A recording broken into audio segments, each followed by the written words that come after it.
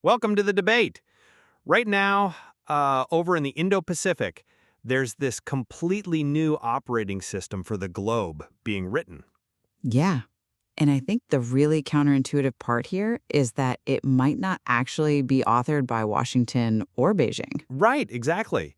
I mean, you know how in geology you rarely notice tectonic plates moving until the pressure just becomes unbearable and the ground finally fractures? Sure, the sudden earthquake. Exactly. And geopolitics operates on a remarkably similar logic. For hundreds of years, the tectonic plates of global power shifted almost exclusively in the West. And Asia, frankly, they merely felt the tremors. Right. They were the recipients of the policy, not the authors. Completely. But today, the Indo-Pacific has become the absolute epicenter of geopolitics. We are witnessing this structural shift, where decisions made in Asia are going to determine global order or disorder. It is a profound rebalancing, absolutely. I mean, you really have to go back to, the Han Empire of China to find a time when the East possessed this level of structural gravity, prior to the Industrial Revolution anyway. Yeah, it's a historic pivot, and it brings us to the central question we are exploring today, which is how is this new era actually being managed? Is the stability of the Indo-Pacific fundamentally reliant on the enduring structural hegemony and, the military deterrence of the United States? Or, on the flip side, is the region actually being actively shaped by a new multipolar agency, specifically one driven by middle powers like Japan and its strategic frameworks? Right. And I will be arguing that despite the surface-level political noise and the fluctuations we constantly see in the news, the United States remains the indispensable structural linchpin of the region. And I will be arguing that the true driver of the emerging regional order is middle power multipolarity. My position is that if we view the Indo-Pacific strictly through a U.S.-centric or a U.S.-China bipolar lens, we are stripping agency away from massive regional actors. Well, I think agency is a strong word when you look at the hard power dynamics, but But worse than that, we are missing the true architectural framework of the 21st century, which is best exemplified by Japan's Free and Open Indo-Pacific, or FOIP, doctrine. okay, well, let me lay out the foundation for my position first, because I think people often conflate mood with math. The argument that we are entering some, fluid, multipolar era where middle powers unilaterally dictate the terms, it simply doesn't hold up to the structural realities on the board. You don't think they have the leverage? I don't think they have the hard power. American structural power is an unyielding necessity in the Indo-Pacific. Let's just imagine a scenario for a second where you remove the United States from the equation entirely. Okay. Even a combined coalition of Japan, Australia, and India, which, yes, are three formidable nations, they could not successfully resist Chinese hegemonic aspirations or coercion. The math of deterrence simply does not work without the United States logistics, the nuclear umbrella, and frankly the deep-water Navy. But you are assuming American power is static in that equation. Well, I'm assuming it's durable, and I really want to dispel this pervasive myth of declining U.S. power. People constantly say, oh, the unipolar moment of the 1990s is dead.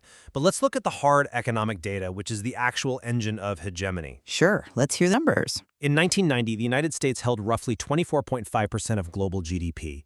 Today, the United States holds exactly that same share. The slice of the global economic pie hasn't shrunk at all. That is a striking statistic. Right? We are not watching the twilight of American influence. We are watching an era where U.S. alliances are structurally deepening out of sheer mathematical and strategic necessity. I mean, I understand the appeal of relying on that GDP continuity. It paints a very reassuring picture. But viewing the region entirely through a U.S.-China bipolar lens is, honestly, it's functionally obsolete. Obsolete? How so? Because it ignores the massive independent moves happening right now. Thucydides famously wrote in his History of the Peloponnesian War that the strong will do what they can, and the weak will endure what they must. My position is that Japan and other key regional actors are currently proving that maxim entirely false. I'm not sure Thucydides is being proven false when China is building artificial islands and militarizing the South China Sea. But we are not looking at a region of weak nations merely enduring the whims of Washington and Beijing. That's the point. Then what are we looking at? Because the power disparity between China and its neighbors is astronomical. We are looking at collective agency. When you combine the economic, diplomatic, and increasingly the military weight of Japan, Australia, India, and Korea, you are looking at true, robust multipolarity. These nations have immense agency. Right, but they are aligning that agency with the U.S. Not entirely. Japan, specifically through its free and open Indo-Pacific strategy, is exercising unmatched intellectual influence to define the actual rules of competition. They are not merely waiting on directives from Washington. They are proactively designing the architecture that the rest of the world, including the United States, by the way, is now adopting. I agree Japan is taking initiative, absolutely. But let's test that idea of multipolar independence against the reality of regional reliance. You argue that these nations are charting their own course, but the entire foundation of their security, the only reason they can safely articulate these intellectual frameworks, still rests entirely on Washington's military backstop. I come at it from a different way. You point to structural reliance, but I think you are drastically underestimating the sheer trust deficit that currently defines the U.S. position in the Indo-Pacific. A trust deficit? Yes. Let's talk about the vibes, the zeitgeist, the atmosphere in the region right now. It is incredibly precarious. The America First doctrine and highly transactional approaches to traditional alliances have introduced a level of unpredictability that U.S. allies simply haven't faced in modern history. Well, you're talking about political rhetoric, though. Rhetoric isn't structural policy. I'm talking about measurable anxiety. Look at the polling data. A Yomiuri poll recently showed that only 22% of the Japanese public currently trusts the United States. Wow, 22%? Yes. That is a staggering collapse in confidence. It's like being in a passenger plane where the pilot keeps threatening to parachute out. That is a terrifying analogy. But it's accurate. Even if he stays in the seat, the passengers are naturally going to start reading the emergency exit manual. That's the region right now. This anxiety isn't just a fleeting political mood. It forces a structural vulnerability. Sure, it forces a conversation about burden sharing. More than that, when your primary security guarantor becomes deeply unpredictable, regional powers are absolutely forced to develop a plan B. They cannot outsource their survival to a Washington that might suddenly view them not as allies, but, as trade liabilities. Okay, I concede that the immediate optics feel incredibly fraught right now. Tariffs, transactional rhetoric, threats to demand more payment for troop stationing, that absolutely causes anxiety. And the pilot analogy is a potent one. But we have to separate surface-level political noise from long-term secular trends. You think it's just noise? I think the idea that this represents a long-term American retreat from Asia ignores historical precedent. Let me give you an analogy. Go back to 1969.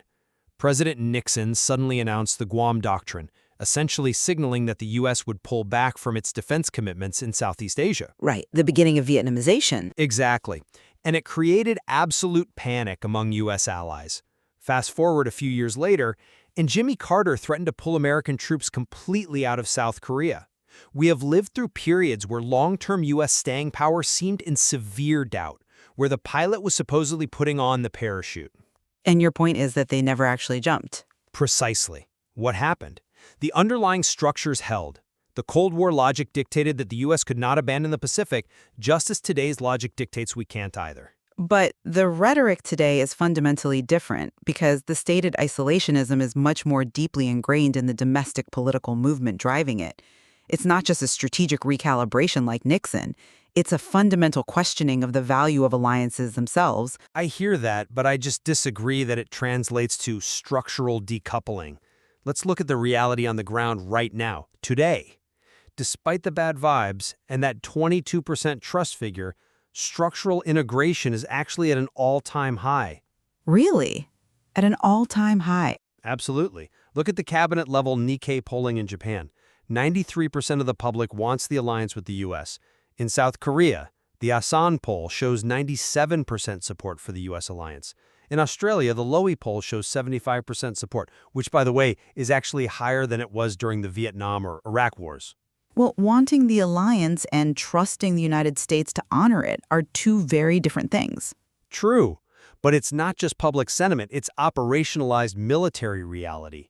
We are seeing record-breaking, massive military exercises, and I really want to pause on why this matters, because these aren't just photo ops. Okay, fair. When forces do the Talisman Sabre exercises in Australia, which were the biggest ever recently, or Keen Edge in Japan or Balakatan in the Philippines, they are solving the how of war. The interoperability piece. Yes, exactly. They're figuring out the extremely technical challenge of how a Japanese ship communicates with an Australian jet or an American satellite in real time. That operational interoperability is the actual math of deterrence. Look at Australia with the AUKUS deal. They aren't just buying submarines. They are physically intertwining their naval technology and nuclear propulsion intelligence with the US and UK for the next century. That is true. AUKUS is a massive structural commitment. Right? So does this look like a region building a plan B to replace the United States? No, it looks like a region clinging tighter to their plan A. Well, they are clinging tighter because the immediate threat of a rival hegemon, China, leaves them little short-term choice. But that doesn't mean they trust the long-term reliability of the U.S. executive branch. What happens when a highly transactional American leader sits across the table from Xi Jinping? You mean a grand bargain? Yes. We've seen an approach that prides itself on the art of the deal. A transactional foreign policy explicitly means that everything, including the security guarantees for Tokyo or Seoul, could theoretically be on the table for the right economic price. That fear of a grand G2 bargain where Washington and Beijing carve up the Pacific over the heads of Asian allies is a profound destabilizer. See, I think that fundamentally misreads the psychology of a transactional leader in the current geopolitical climate. Yes, a transactional leader considers themselves the ultimate deal maker, eager to solve problems no one else can. Right. But there is a secondary, much more powerful psychological driver. They absolutely hate losers. They despise looking weak. Xi Jinping is not going to make significant compromises on his core interests, Taiwan, pressuring Japan in the East China Sea, nuclear weapons expansion, or intellectual property rights. He definitely won't compromise on Taiwan. Exactly. And because Beijing won't compromise, a transactional U.S. president won't compromise either, precisely because they refuse to be played for a fool on the global stage. So you're relying on ego to secure the Indo-Pacific? I'm relying on institutional reality, paired with that psychology. Furthermore, the U.S. Congress and the broader foreign policy apparatus universally view China as a severe, bipartisan challenge.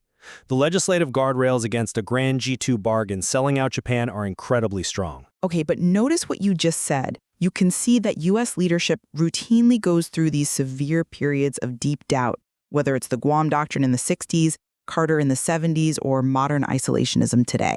I can see the volatility, yes. Right. And this volatility is exactly why Japan's free and open Indo-Pacific doctrine is the true stabilizing architecture of the last 30 years. The region recognized that relying solely on the pendulum swings of Washington was strategic malpractice. FOIP fundamentally replaced the minimalist Yoshida doctrine. Let's define that for the listener, just briefly. The Yoshida doctrine was essentially Japan's Cold War strategy, right? Exactly. Under Prime Minister Shigeru Yoshida, Japan's post-war strategy was simple. Keep your head down, focus almost exclusively on rebuilding the domestic economy, and let America handle all the heavy lifting of defense and international security. Outsourcing their security. Totally. It was a strategy of minimizing international risk. But as China rose, that became untenable. For decades, Tokyo was paralyzed by this incredibly rigid, deeply entrenched internal debate. You had the Asia School that said Japan must integrate economically with Asia, including China.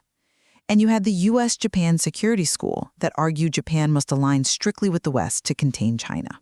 And you're saying FOIP solved that paralysis? FOIP was the geopolitical equivalent of cutting the Gordian knot. It didn't choose a side, it redefined the board. It declared that it is not a choice. You absolutely need both. FOIP is an absolute masterclass in grand strategy. A masterclass. Yes.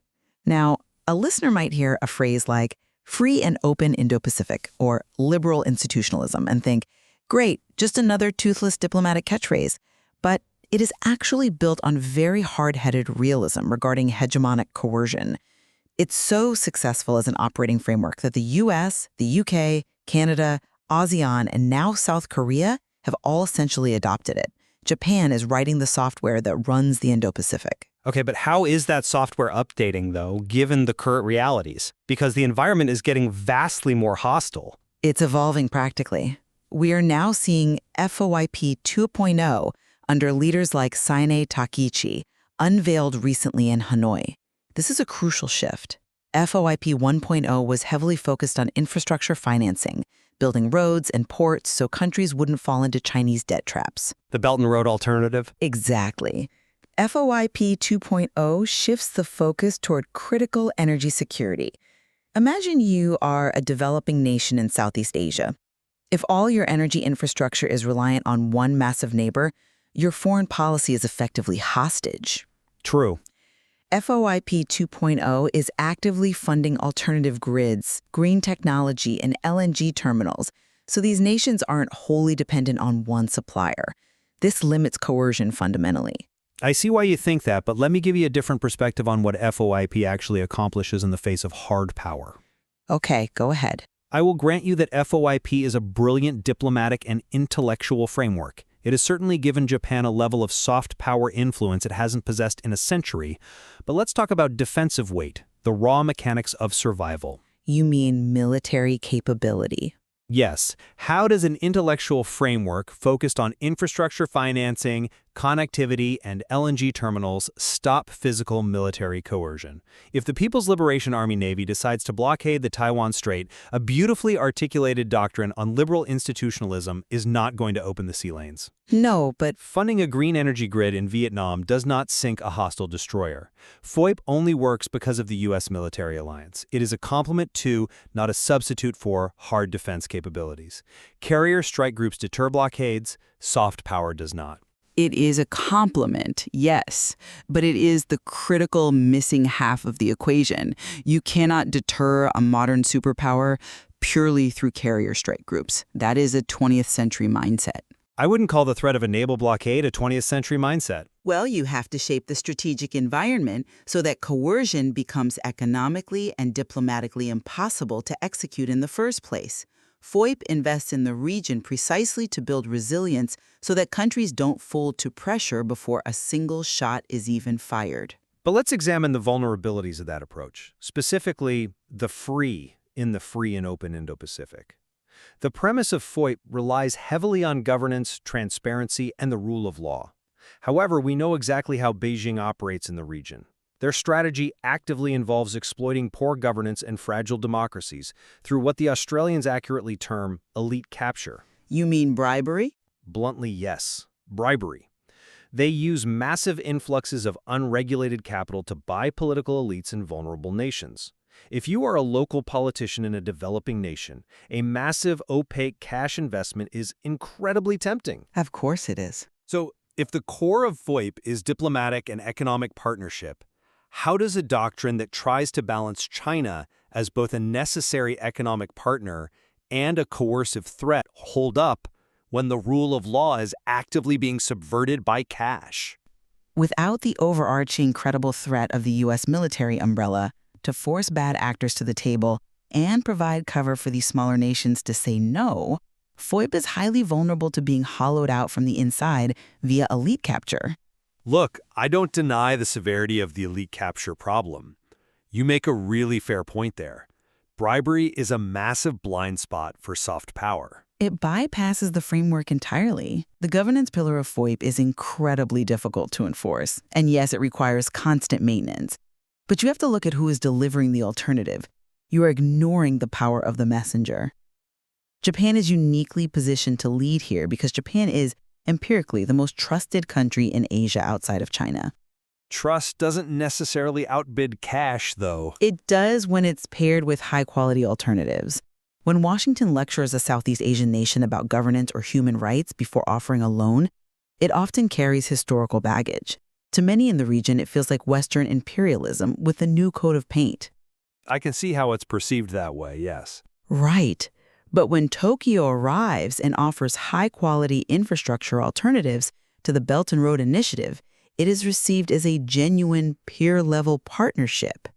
But more importantly, you are acting as if Japan is only playing a soft power game with FOIP. You asked how an intellectual framework sinks a hostile destroyer. I did. Well, Japan isn't pretending it does. They are absolutely not ignoring hard power. They are certainly beginning to wake up to it, but the pace is the question. Oh, it is much more than just waking up. It is a tectonic shift in its security posture. For decades, as part of that Yoshida Doctrine legacy, they were capped by a self-imposed pledge to keep defense spending at roughly 1% of their GDP. Recently, that was pushed toward a 2% goal. But looking ahead to the upcoming 2026 defense strategy, Japan is actively moving to increase its defense efforts far beyond that previous 2% pledge. Which is a massive paradigm shift. It is a staggering development. And think about how they are doing it. They are restructuring tax frameworks, reallocating massive portions of their national budget, and physically changing the interpretation of their pacifist constitution to acquire counter-strike capabilities. The counter-strike capability is a huge deal. Exactly. When you contrast this with the United States spending roughly 3.2% of its GDP on defense, and the majority of NATO countries still desperately struggling to merely hit that 2% baseline, Japan's trajectory is undeniable. They are building a robust, independent defense capability to physically backstop the intellectual architecture of FOIP. This proves that regional stability is increasingly being secured by multipolar agency and middle power initiative. They are no longer just riding the coattails of U.S. hegemony. Look, Japan's commitment to increased defense spending is commendable, and you are right that it marks a significant shift from the Yoshida era. It shows they understand the gravity of the neighborhood. However, we must view this in the context of the aggregate threat. Okay, what do you mean? Japan isn't just facing an increasingly coercive China in a vacuum. It is facing a coordinated matrix of threats. China, an aggressive Russia in the north, and a nuclear-armed North Korea. Ah, the trilateral threat? Exactly. And crucially, the fact is that these three actors are increasingly cooperating, sharing technology and conducting joint military exercises. A 2.5 or even 3% defense budget in Tokyo is impressive, but it is mathematically insufficient to counter that trilateral threat matrix without the United States. They can't do it alone. Right. Japan simply does not have the strategic depth, the nuclear umbrella, or the unparalleled logistical capabilities required to deter all three simultaneously. So, to summarize my position, the history, the GDP continuity, and the rapidly deepening military interoperability all point to one undeniable conclusion. The Indo-Pacific may be the center of global geopolitics, but the United States remains its load-bearing pillar. Without the U.S. linchpin, the entire regional architecture collapses under the weight of coercion. And to summarize my perspective, the era where Asian nations passively endured superpower competition is definitively over. The sheer economic, diplomatic, and military weight of the region's middle powers has fundamentally transformed the Indo-Pacific into a multipolar theater. A transformation driven by FOIP. Driven by FOIP, Japan, through the intellectual and strategic brilliance of this architecture, is actively shaping the environment. They are defining the rules of engagement, building the economic resilience in places like Vietnam to resist coercion, and now they're scaling their hard power defense to back it up. The region is no longer just waiting for Washington to save the day or ruin it. The region is leading itself. I think where we ultimately converge is on the sheer gravity of what is happening. There is no denying that the Indo-Pacific is the undisputed center of gravity for the future of global order. Oh, entirely agreed. And I think we both acknowledge that intellectual frameworks, no matter how elegant or universally adopted, must be increasingly backed by tangible defense investments. The combined pressures of China, Russia, and North Korea guarantee that. Absolutely. The tension between maintaining vital economic partnerships for prosperity while simultaneously building robust strategic deterrence against those very same economic partners, well, it is the defining tightrope walk of our era. Which brings us back to those tectonic plates. The pressure is undeniably building beneath the surface, and the landscape is shifting in real time. We won't declare a definitive winner today, because history hasn't finished writing this chapter. Not even close. The evolution of FOIP 2.0 under the Takaichi framework and the implications of Japan's upcoming 2026 defense strategy are vital areas that we must continue to watch. The plates are moving. It's up to us to understand the forces driving them before the ground gives way. Thank you for joining us on The Debate.